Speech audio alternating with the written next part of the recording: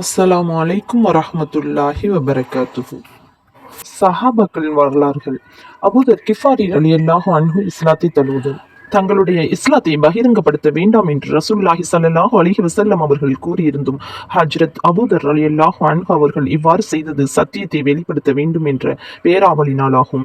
இந்த தீன் சத்தியமானதாக இருக்கும் பொழுது எவருடைய பாதுகாப்பு நமக்கு தேவை, யாருக்கு பயந்து கொண்டு இதனை மறைக்க வேண்டும் என்பது அவர்களுடைய தூய எண்ணமாகும்.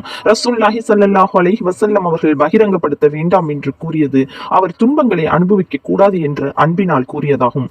அவ்வாறு இல்லையானால் ரசூலுல்லாஹி ஸல்லல்லாஹு அலைஹி வஸல்லம் அவர்களுடைய கட்டளைக்கு மாற்றம் செய்யும் துணிவு சஹாபாக்களுக்கு இருந்தது கிடையாது.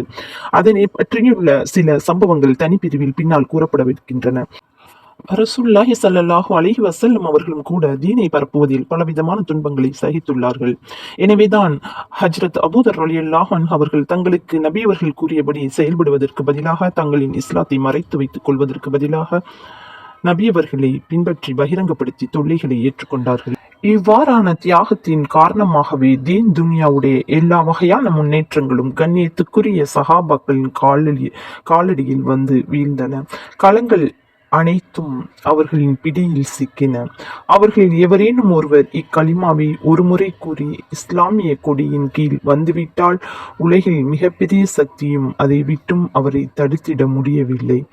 அவர் அந்த தீனை பரப்புவதை விட்டும் எவ்வளவு பெரிய அநீதியும் துன்பமும் அவரை விலக்கிட முடியவில்லை.